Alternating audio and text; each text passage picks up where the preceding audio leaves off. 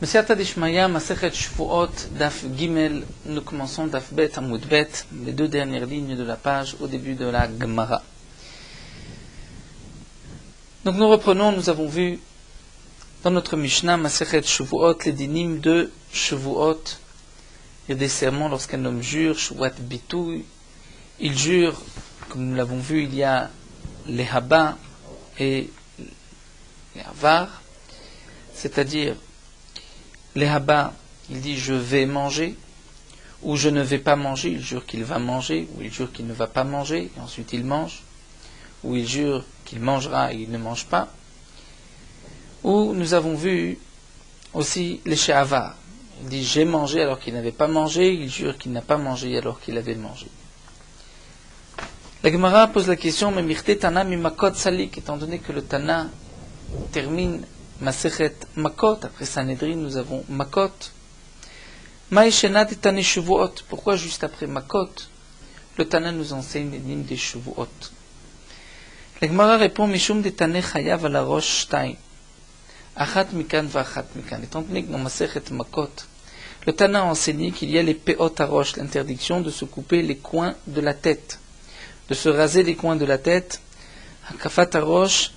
Et la Mishnah nous avait dit, il y a Shtaim, deux, Achat Mikan va Achat Mikan. Un coin d'un côté, un coin de l'autre, donc côté des oreilles, au niveau des tempes. Et sur Vahalazakan et sur la barbe, aussi l'interdiction de se couper, de se raser les coins de la barbe. Le Tana nous avait dit qu'il y avait Shtaim Mikan ve Shtaim Mikan va Achat Milemata, deux d'un côté, deux de l'autre. Et un autre coin au milieu, c'est-à-dire au niveau du menton. Donc sur une seule interdiction de la Torah, où la Torah nous dit de ne pas se couper les coins de la tête et aussi les coins de la barbe. Nous avons une interdiction, mais cette interdiction se trouve pour la tête sur 2 endroits et sur la barbe sur 5 endroits. Donc nous avons Chadad et Mechayev Aleatarte. Nous avons une interdiction, une Hazara, sur laquelle il y a 2 Chiyuvim, c'est-à-dire 2 endroits, 2 coins.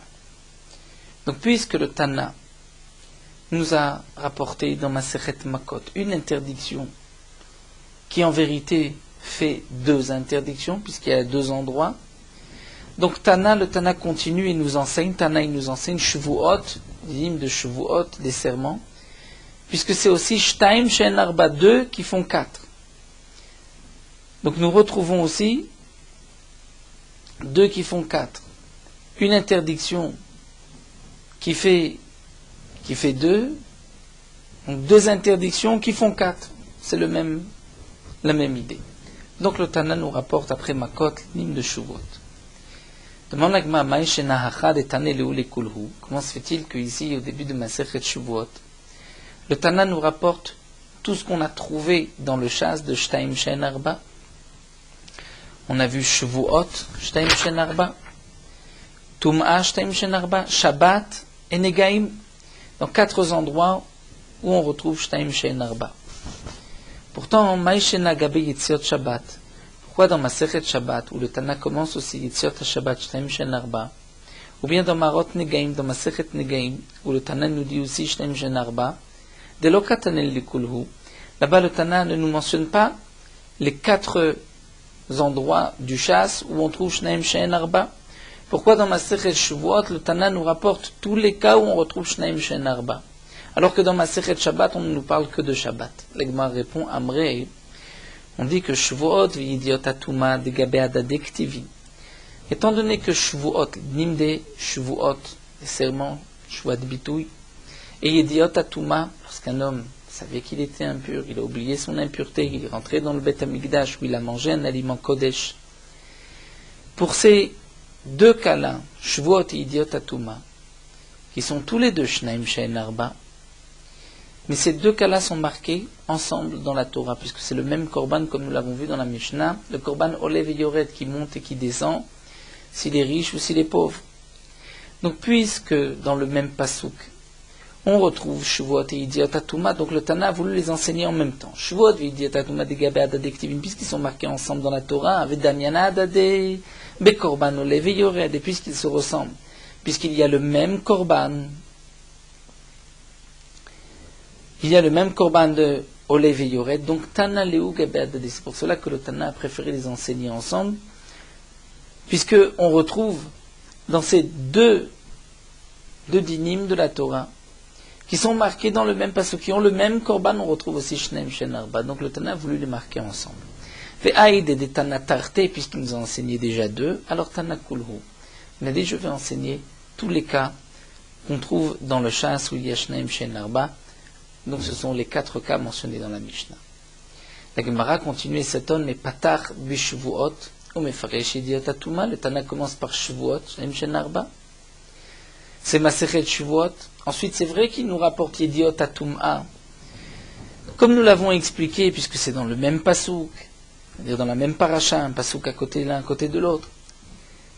Mais ce qui est étonnant, c'est qu'il commence par Shavuot, il nous rapporte aussi Yediot Atum'a, mais ensuite il vient nous expliquer au Mefaresh Yediot Atum'a. Puisque les 2 premiers prakim, on ne parle que de Tum'a. Et ce n'est seulement qu'à partir du 3e Pérek qu'on revient à Shavuot. La Gemara répond, Aïdé des Outrid Milayu, étant donné que pour Yediot Atum'a, il n'y a pas beaucoup de dinim, il n'y a que 2 prakim. Donc Pasik, Charé, Léou. C'est pour cela que il les a enseignés d'abord. Mais Rashi, le Tana, Rashi utilise le terme se défait de ces 2 cas. Voilà. Le Tana se défait de ces 2 prakim, puisque ce n'est pas long, Ve'adar Tane Shavuot, et ensuite il reprend le dîme de Shavuot de Nefeshim Milayu, où il y a beaucoup de dinim. Donc la Gemara va maintenant nous expliquer quels sont les Shneim Shen Arba de Shavuot, de Idiot Atuma, de Yitziot HaShabbat, de Negaim, que Rashi nous avait déjà expliqué dans la Mishnah. Donc Shavuot, Shneim Shen Arba, quels sont les Shtaim marqués dans la Torah explicitement, Bemfoura, c'est Sheochel, lorsqu'un homme jure qu'il va manger, et qu'en fin de compte il ne mange pas. Ou Veshelo Ochel, il jure qu'il ne va pas manger, et en fin de compte il mange. Shen Arba qui font 4, puisque du ribouille, du pasouk, nous apprenons aussi Achalti, Veshelo Achalti, dire les Sheavar, lorsqu'il jure qu'il a mangé alors qu'il n'avait pas mangé, ou il jure qu'il n'a pas mangé alors qu'il avait mangé. Ça c'est donc Shavuot Shtaim Shen Arba. Yediot Atuma, quels sont les Shtaim Shen Arba? Nous avons vu aussi dans la Mishnah. Shtaim c'est Yediot Tum'a. Yediat Tumat Kodesh, Yediat Tumat Migdash. Il savait qu'il était impur. Et ensuite, il a oublié son impureté et il a mangé Kodesh, un aliment Kodesh, c'est-à-dire un morceau de korban. Yediat Tumat Migdash, le deuxième cas, c'est que il était impur, il savait qu'il était impur, il a oublié son impureté et il est rentré dans le Beth Amikdash. Ce sont 2 cas où il y a donc ce Korban Olev Yored. Shen Arba qui font 4, c'est Kodesh ou Migdash, c'est-à-dire lorsqu'il se rappelle qu'il est impur, mais il a oublié, il ne s'est pas rendu compte, il pensait qu'il n'était pas dans le Beth Amikdash, ou il pensait que ce qu'il mangeait n'était pas un morceau de Korban. Donc voici les Shnaim Shen Arba. Yetziot Shabbat Shtaim Shen Arba, à propos de Shabbat, les 2 qui font 4, c'est Shtaim, c'est Otsa'a. Les 2 cas sont les cas de Otsa'a lorsqu'il sort du domaine privé au domaine public, et on peut trouver 2 cas dans la Otsa'a du Ani, du pauvre, et la Otsa'a du Hachir, du riche. Donc Otsa'a des Ani, Otsa'a du pauvre. On parle ici de pauvre et de riche par rapport à la première Mishnah de Masechet Shabbat, où le Tana a voulu nous enseigner les dinim de Otsa'a, lorsque un pauvre vient demander à manger à un balabait, c'est-à-dire un riche qui se trouve à l'intérieur de la maison. Le Ani, le pauvre, peut lui-même faire une Hotsa'a et une Achnasa aussi et faire rentrer. Donc Hotsa'a, c'est qu'il prend le pain de chez le balabait, il rentre sa main à l'intérieur de la maison, donc par la fenêtre ou par la porte, et ensuite il sort un pain à l'extérieur, donc ça c'est la Hotsa'a des Ani.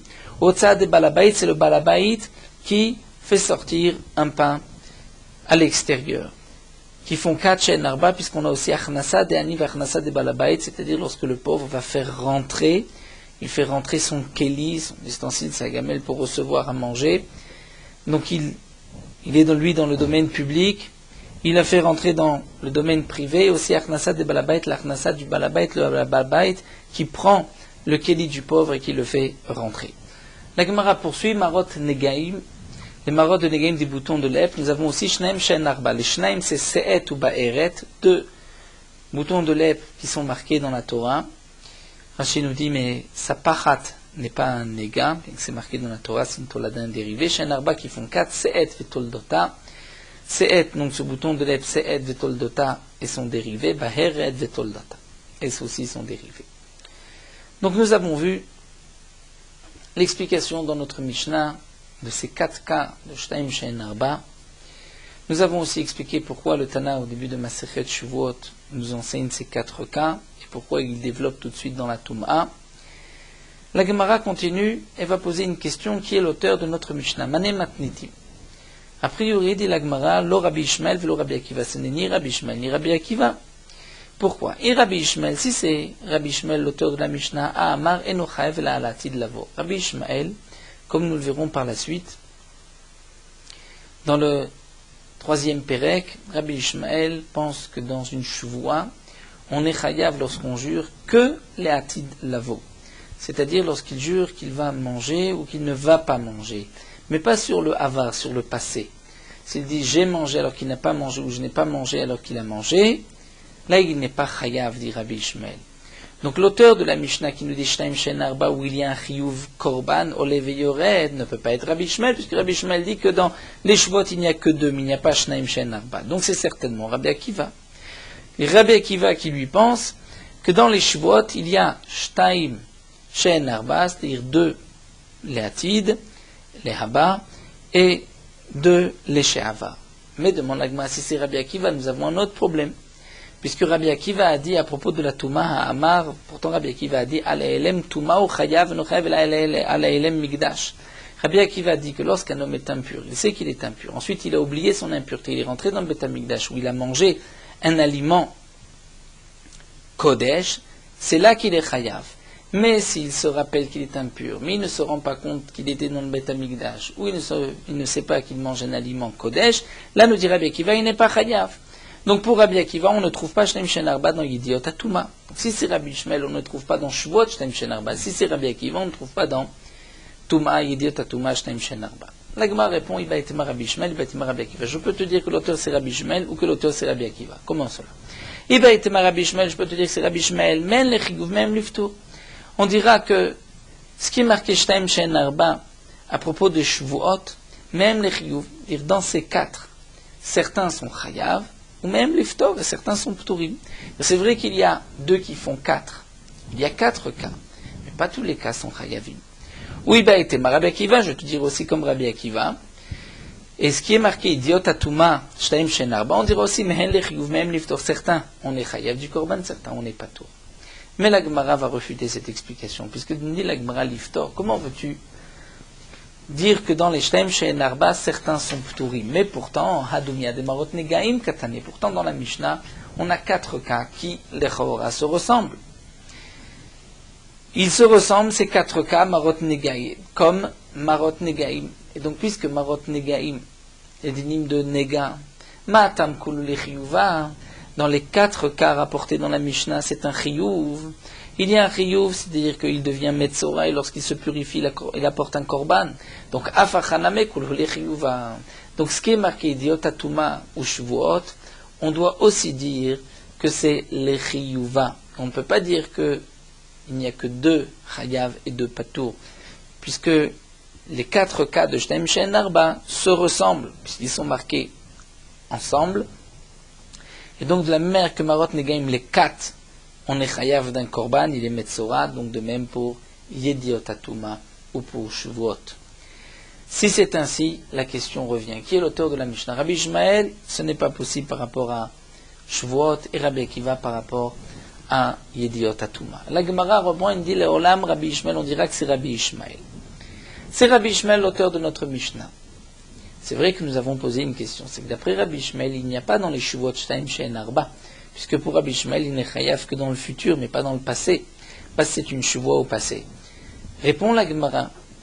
Malgré tout, v'chilo mechayev Rabbi Ishmael shavar. Quand est-ce que Rabbi Ishmael a dit qu'on n'est pas chayav s'il jure dans le passé? Il n'est pas chayav d'un korban. aval malkout chiyuve mechaev. Mais Rabbi Ishmael est d'accord qu'il y a malgré tout un chiyuv malkout. C'est-à-dire que lorsqu'un homme jure qu'il a mangé, ou il jure qu'il n'a pas mangé, c'est une chouva de bitouille, ce n'est pas vrai. Il avait mangé ou il n'avait pas mangé. C'est vrai qu'il n'apporte pas de korban, c'est ce que pense Rabbi Ishmael, mais malgré tout, il y a un chiyuv malkout. Et donc notre Mishnah s'expliquera par rapport à la malkout. Ou que des Rava, et comme Rava, c'est-à-dire, pourquoi on nous rapporte ici Rava? Rashi nous dit que nous avons ici une difficulté. Il y a là un lave shen bomas, c'est-à-dire un lave où il n'y a pas d'action. Comment peut-on dire que d'après Rabbi Ishmael, il y a un malkout, il recevra malkout, lorsqu'il jure qu'il avait mangé alors qu'il n'avait pas mangé, ou il jure qu'il n'avait pas mangé alors qu'il avait mangé, mais il n'y a pas d'action. Et cette avéra ne se fait pas par une action, et nous avons une règle qu'il n'y a de malkout que lorsqu'on transgresse un lave avec une action. Sinon, on ne reçoit pas de coup. C'est ce que la Gemara explique dans Masechet Makot. On l'apprend du lave de Chassima, puisque les dinim de Malkout sont marqués dans la Torah Arbaim Yakenu, juste à côté du Lotarsom Shor Bedisho. C'est-à-dire tu n'empêcheras pas le taureau de manger lorsqu'il va écraser la récolte. On doit le laisser pendant son travail manger. Donc on apprend, puisqu'il y a un Ekesh, le lave de Lotarsom est marqué à côté de Arbaim Yakenu, nous apprenons de là que lorsqu'un homme transgresse un lave comme celui de Lotarsom, il recevra Malkout. Bien que le Arbaim Yakenu n'est pas marqué à propos du lave, marqué à propos d'une autre paracha, des Edim Zomimim, comme disait l'Agma dans Masechet Makot. Mais, puisqu'il y a un Ekesh, c'est pour nous apprendre que toute transgression d'un lave, il y a aussi Malkout. C'est de cet endroit-là qu'on apprend que lorsqu'on transgresse un lave, il y a Malkout. Mais à condition que ce lave ressemble au lave de Chassima. Le lave de Chassima, il y a une action, j'empêche le taureau de manger. Ou encore, nous verrons par la suite, c'est un lave qui n'est pas nitak le'esé, puisque parfois nous avons un lave et il y a aussi un assez, un commandement positif qui vient réparer le lave. Comme par exemple l'otikzol, la Torah dit ne vole pas, mais la Torah dit celui qui a volé, veshivetak zela. Donc on ne reçoit pas de malkout sur ce lave de l'otikzol. Ou encore comme notar, celui qui a laissé un morceau de korban après le temps limite de consommation, il a transgressé un lave de la Torah.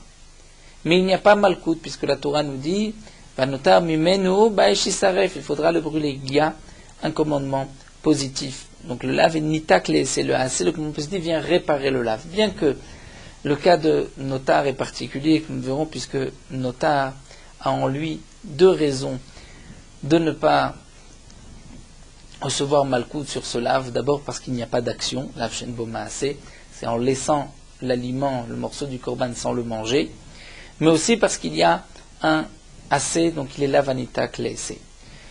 Même dans le lave de l'otikzol, de ne pas voler, il y a deux raisons, puisqu'il est nitan le tashlumim, il est aussi lave anitak le'esé.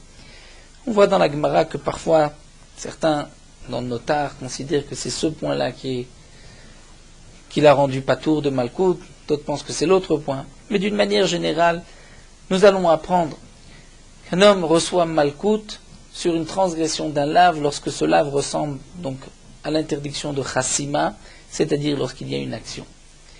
Donc ici, il n'y a pas d'action lorsqu'il jure « j'ai mangé alors qu'il n'avait pas mangé » ou il jure « je n'ai pas mangé alors qu'il avait mangé ». Où est l'action? Donc pourquoi n'y aurait-il malkout? Encore korban, on peut comprendre, le korban ne dépend pas de l'action, mais si on dit que Rabbi Ishmael le rend pas tour d'un korban, mais il rêve malkout, pourtant il n'y a pas d'action. Alors l'agma va répondre comme l'a dit Rava. D'Amar Rava. Rava a dit Befirouch Rivta Torah Shuvat Sheker Dumia de Shuvat Shav. La Torah a dit que Shuvat Sheker, lorsqu'un homme jure, Sheker, un mensonge, il jure qu'il avait mangé alors qu'il n'a pas mangé, il jure qu'il n'a pas mangé alors qu'il avait mangé, ou il jure qu'il mangera et il ne mange pas, il jure qu'il ne mangera pas et qu'il mange, c'est Shuvat Sheker. Shuvat Sheker ressemble Dumia de Shuvat Shav. Shuvat dans les Habar, c'est du Shuvat Bitouille. Mais c'est Shuvat Sheker qui ressemble à Shuvat Shav. Qu'est-ce que c'est Shuvat Shav? C'est lorsqu'un homme jure sur un homme que c'est une femme. Ou il jure sur une pierre que c'est de l'or. Ça c'est Shuvat Shav. C'est il y a des bêtises. Tout le monde voit que c'est de la pierre, ce n'est pas de l'or. Tout le monde sait que c'est un homme, ce n'est pas une femme. Dans Shvuat Shav, il y a Malkout. Et la Torah, nous explique Rava, va nous donner le même din, Shvuat Sheker comme Shvuat Shav. Et ma Shav, les Shavar. Donc je vais apprendre que Shvuat Shav, il y a Malkout. Comment j'apprends que Shvuat Shav, il y a Malkout? Ça c'est Rashi qui nous rapporte, la Gemara, dans le 3e Pérek, puisque c'est marqué Kilo Yenake Hashem et Asher Nisa et Shemo la Shav. Akadosh Baruch Hu ne va pas pardonner celui qui prononcera son nom, c'est-à-dire qu'il va jurer en vain. Shav, il jure en vain. Et de là on apprend, c'est Hashem qui ne le pardonne pas, mais le Beddin devra lui s'en occuper, c'est-à-dire le laver. Lo Yenake, c'est-à-dire que Akadosh Baruch Hu ne va pas le laver, ne va pas lui enlever cette avera, mais le Beddin doit lui enlever. La shon lo Yenake menakim, de laver. Donc le Beddin lui donnera des coups. Donc sur Shvuat Shav, lorsqu'un homme jure que c'est une femme alors que c'est un homme, il jure que c'est de l'or alors que c'est de la pierre, il recevra Malkout. Puisqu'on apprend qu'il lo Yenake Hashem. Hashem lo Yenake, mais le Beddin est menake. Donc ensuite, je vais apprendre Shvuat Sheker de Shvuat Shav. Et je vais dire que de la même manière que pour Shvuat Shav il y a Malkout, donc de même pour Shvuat Sheker il y aura Malkout. Et Rava, donc la Gemara aussi, Rashi nous rapporte comment on apprend la d'autres, parce que c'est marqué 2 fois la Shav, donc une fois c'est Shav, une fois c'est Shvuat Sheker. Et Rava nous dit de quel Shvuat Sheker la Gemara nous parle, quel est le cas qu'on va inclure, où on va dire qu'il y a Malkout. C'est le She'avar, c'est-à-dire dans le passé. Lorsqu'il dit j'ai mangé alors qu'il n'avait pas mangé, ou il dit je n'ai pas mangé alors qu'il avait mangé. Parce que dès qu'il jure, c'est une shvoa de sheker. C'est comme shvoa de shav. Au moment où il jure, immédiatement il a juré en vain. Alors que les haba, lorsqu'il jure qu'il va manger, pour l'instant il ne transgresse pas. S'il s'est donné un temps, il dit je vais manger jusqu'à demain, et il ne mange pas, c'est plus tard qu'il transgressera. Donc Rava nous dit, dans quel cas la Torah nous a dit que Shvuat Sheker il y a Malkout, c'est lorsque ça ressemble à Shvuat Shav. Et donc Mashav, les She'avar, Av Sheker, Namé les She'avar. Donc de là nous avons appris pour Rabbi Ishmael que lorsqu'un homme jure qu'il a mangé alors qu'il n'a pas mangé, il jure qu'il n'a pas mangé alors qu'il a mangé, c'est une Shvuat Sheker les She'avar. C'est vrai qu'il n'y a pas de Korban, mais il y a Malkout. Donc la Gemara veut répondre ainsi à la question posée. C'est vrai que l'auteur de la Mishnah c'est Rabbi Ishmael, on comprendra bien Yediot Atuma. Nous avons un problème au niveau de Shvuat Shnaim She'en Arba, où pour Rabbi Ishmael, il n'y a que 2 cas où il est Chayav Khatat, du Olev et Yored. La Gemara répond, c'est vrai, mais Rabbi Ishmael pense qu'il est Chayav Malkout, et notre Mishnah nous parlera de Malkout. Et donc ainsi, dans Malkout, nous avons Shnaim She'en Arba. Et donc là, la Gemara va tout de suite poser la question, si notre Mishnah parle de Malkout, donc Shvuot Shtaim She'en Arba, c'est qu'il y a dans les 4 cas Malkout, nous allons avoir une difficulté dans un cas où il n'y a pas d'action. Pourquoi va-t-il recevoir Malkout? Bishlama achalti velo achalti. Encore, les 2 qui font 4, c'est-à-dire les achalti velo achalti, les 2 autres, les she'avar qu'on a inclus, lorsqu'il jure qu'il a mangé alors qu'il n'avait pas mangé, ou il jure qu'il n'a pas mangé alors qu'il a mangé, là c'est vrai qu'il y a Malkout, étant donné que Rava nous a dit qu'on l'apprend de Shvuat Shav, comme nous venons de le voir, qu'est des Rava. De même, chez l'Ochel ve'achal, si un homme jure qu'il ne va pas manger, et en fin de compte il mange, là aussi je comprends qu'il y a Malkout, nam elav shish bo maaseh, puisque c'est un lav où il y a une action. Mais, demande la Gemara, il y a le 4e cas, où il n'y a pas d'action, comment peut-on recevoir Malkout? Et là, Ochel ve'lo achal, lorsqu'un homme jure qu'il va manger, et en fin de compte il ne mange pas, il transgresse sa shvoa sans action. Pourquoi va-t-il recevoir Malkout? C'est un lav shen bo maaseh. Amaï, pourquoi y a-t-il Malkout lav shen bo maasehu? Et donc on ne comprend pas comment on peut expliquer notre Mishnah d'après Rabbi Ishmael en disant qu'on parle de Malkout. Si on parle de Malkout, dans ce cas-là, il ne devrait pas y avoir de Malkout. La Gemara répond qu'à savoir Rabbi Ishmael, eh bien Rabbi Ishmael lui pense que lav shen bo maaseh lo kimalav. Bien qu'il n'y a pas d'action, il y a Malkout.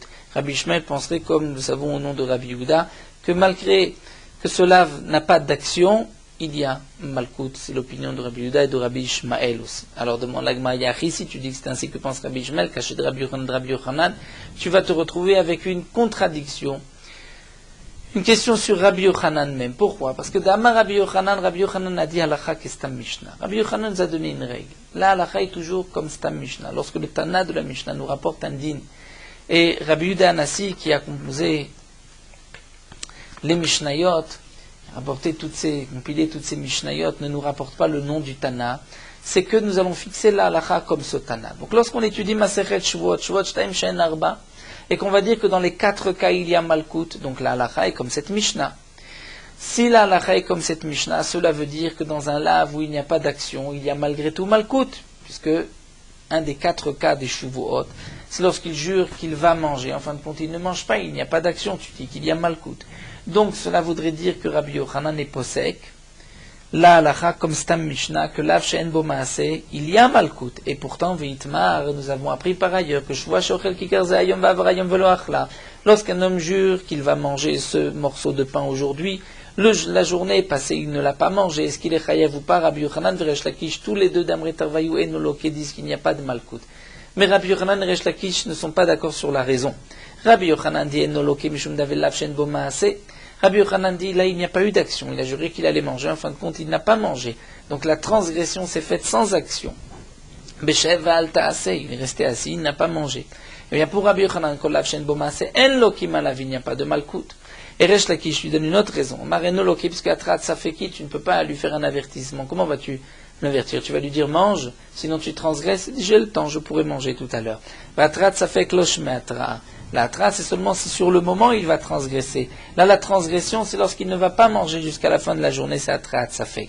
En tout cas, nous voyons ici que pour Rabbi Yochanan, alav shen bo maaseh, en loki malav. Donc, comment Rabbi Yochanan peut dire une fois que halakha kestam Mishnah, dire comme notre Mishnah que l'av she'en bo maaseh, lorsqu'il n'y a pas d'action sur le lav, il y a malgré tout malkout, alors que Rabbi Yochanan lui-même pense qu'il n'y a pas malkout. C'est la question que pose l'Agmara. L'Agmara répond Rabbi Yochanan, stamach ine ashkar. C'est vrai que Rabbi Yochanan a dit qu'on est posé kestam Mishnah, et donc puisque le Tana ici nous a enseigné que sur un lave où il n'y a pas d'action, il y a Malkut, Rabbi Yochanan aurait dû être posé comme cette Mishnah. Mais Rabbi Yochanan a trouvé une autre Mishnah, encore une Stam Mishnah, où Rabbi Yehuda Anassi ne rapporte pas l'auteur de cette Mishnah, et là-bas dans cette Mishnah c'est marqué qu'un lave she'en bo maaseh, il n'y a pas de Malkut. Donc Rabbi Yochanan a préféré être posé comme cette autre Mishnah. Bien sûr, l'Agma posera la question, pourquoi choisis-tu cette Mishnah plutôt que celle-ci? C'est une question que nous verrons. Quelle est cette autre Mishnah que Rabbi Yochanan a trouvée, où c'est marqué que l'av she'en bo maaseh, il n'y a pas de Malkut? Alors donc l'Agma répond, Rabbi Yochanan, Stam achin ashkar, Rabbi Yochanan a trouvé une autre Mishnah, Stam Mishnah, où c'est marqué qu'il n'y a pas de Malkut. Haïstama, demande l'Agma, quelle est cette Mishnah? Il est ma Haïstama, si c'est la Mishnah suivante. Ditnan, c'est marqué dans la Mishnah, Masechet Psachim, avala motir betaor, un homme, concernant le Korban Pessah, qui a laissé un morceau du Korban Pessah après le temps limite de consommation, notar, il ne l'a pas mangé, il a transgressé le lave de notar. Betaor, si le Korban est taor et pur, puisque s'il est impur, si le Korban est devenu impur, il n'y a pas de din de notar, puisqu'on ne peut pas le manger. Mais celui qui laisse un morceau de Korban alors qu'il aurait pu le manger, ou bien un chauvert, il casse, il brise un os du Korban Pessah, parce que c'est marqué à propos de Pessah, ve'etzem lo tishberu bo, on ne brisera pas les os du Korban Pessah. Si un homme a brisé les os du Korban Pessah, il est chayav malkout. Mais si le Korban est tamé, impur, on ne peut pas le manger. Si un homme va lui briser un os, enoloke tarba, il ne recevra pas malkout. Donc nous avons ici dans la Mishnah 2 cas.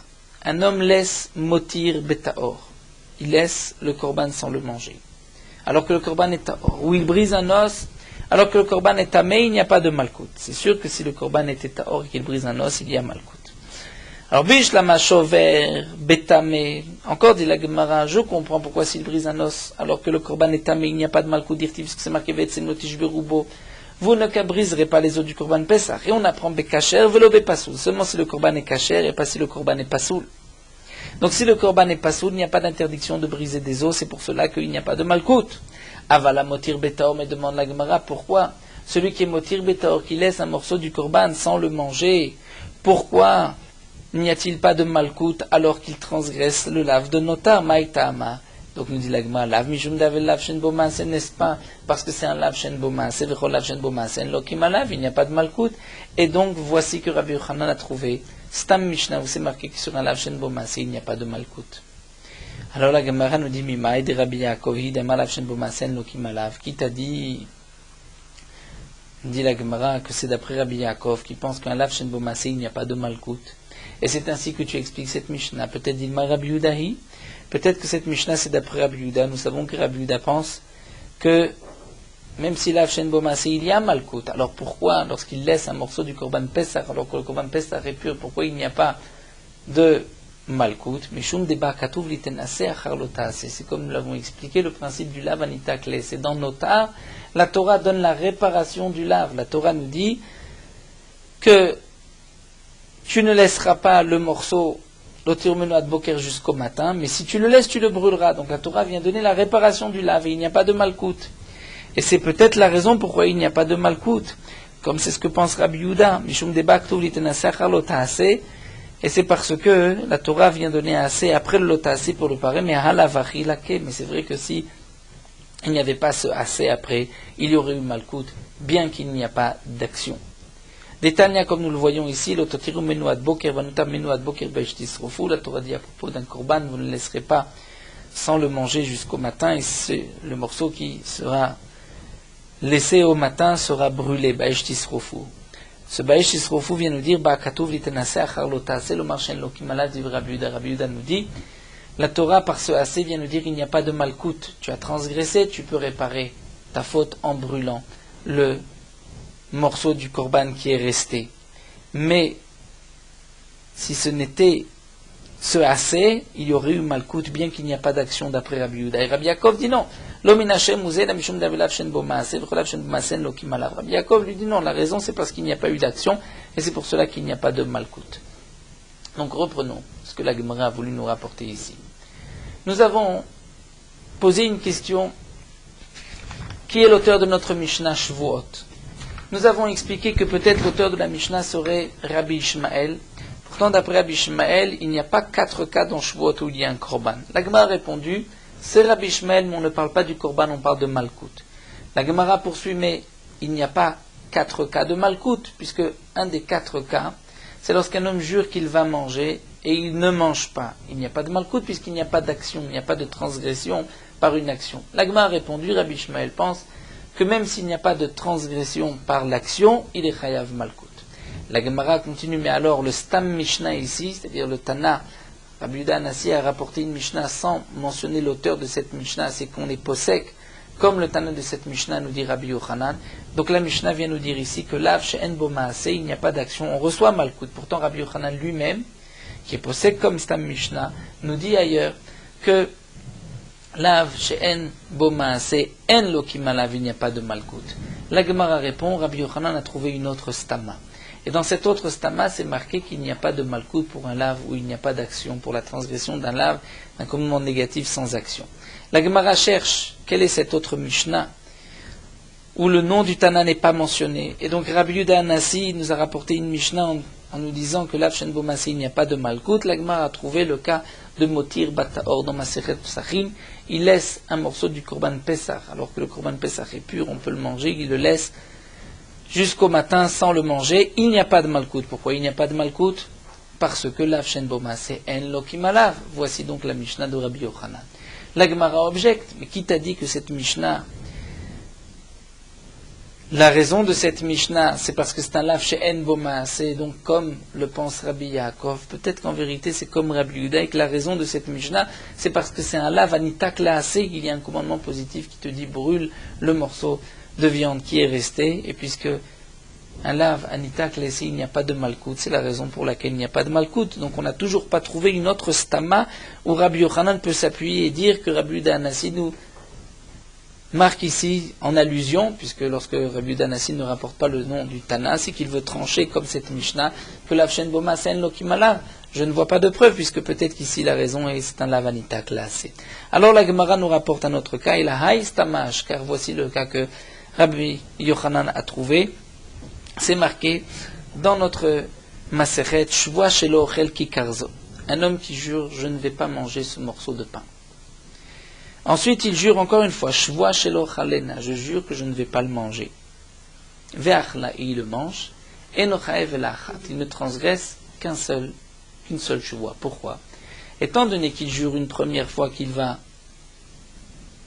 ne va pas manger ce morceau, donc ce morceau de pain lui est interdit.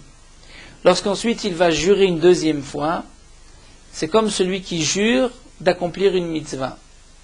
Lorsqu'on jure d'accomplir une mitzvah et qu'on ne l'a pas accomplie, on n'est pas tour de Shuvat HaKorban. Donc si c'est ainsi, il n'y a que Enochav Ela Achat, qu'un seul Korban.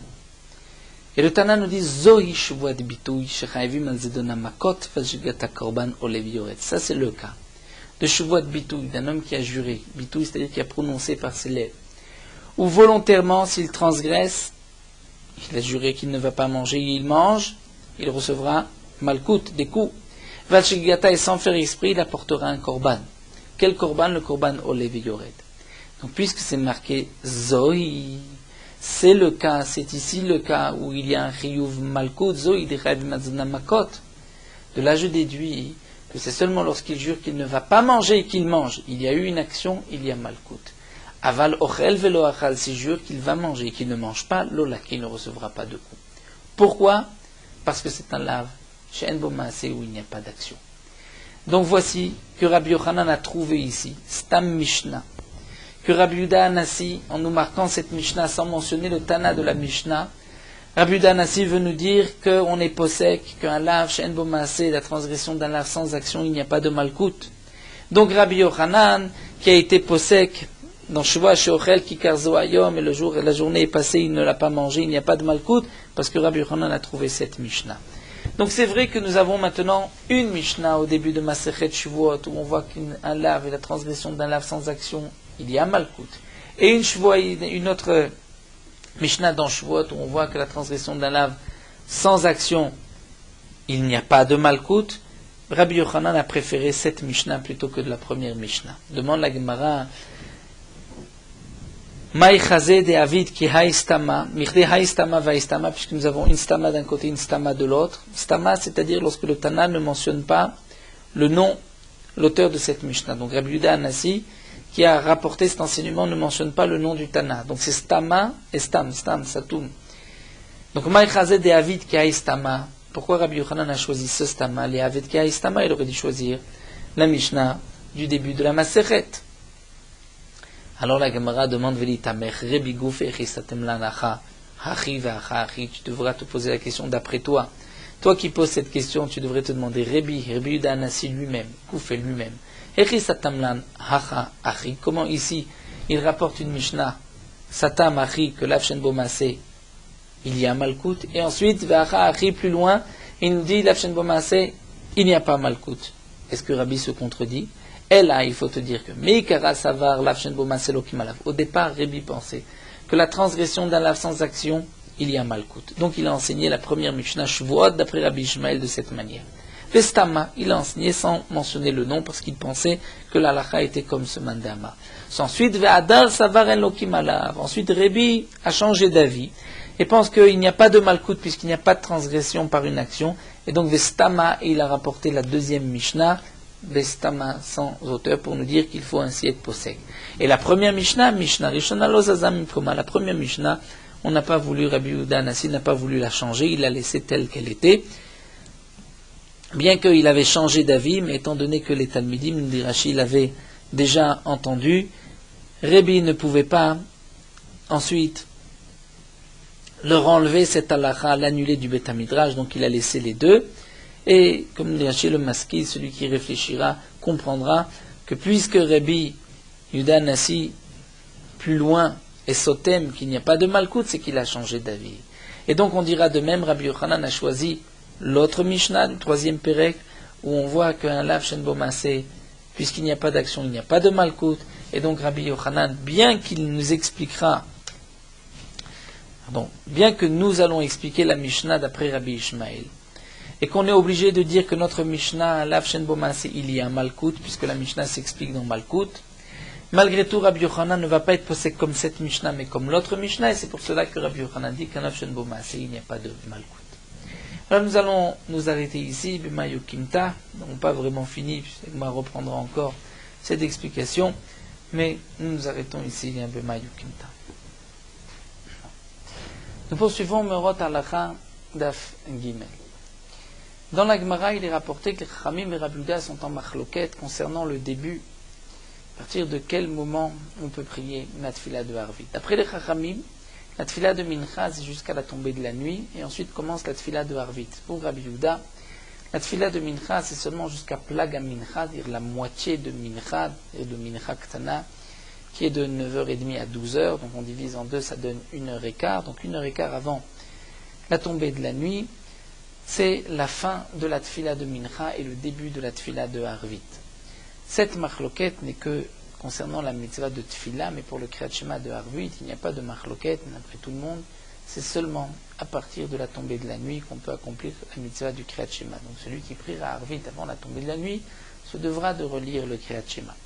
Dans la Gemara, il est rapporté que la halakha n'a pas été fixée, si c'est comme les Chachamim ou comme Rabbi Yehuda, et donc on pourra agir, se conduire comme Rabbi Yehuda ou comme les Chachamim, mais à condition de toujours suivre la même conduite. Si on prie comme les Chachamim Mincha après le Plaga Mincha jusqu'à la tombée de la nuit, on ne pourra pas prier une autre fois Harvit après Plaga Mincha. Si on considère qu'après Plaga Mincha c'est encore le jour, on ne peut pas un jour considérer que c'est le jour et une autre fois considérer que c'est la nuit, puisque ces deux conduites se contredisent. Et à plus forte raison, le même jour qu'on ne pourra pas prier Mincha après Plaga Mincha et Harvit juste après, avant la tombée de la nuit.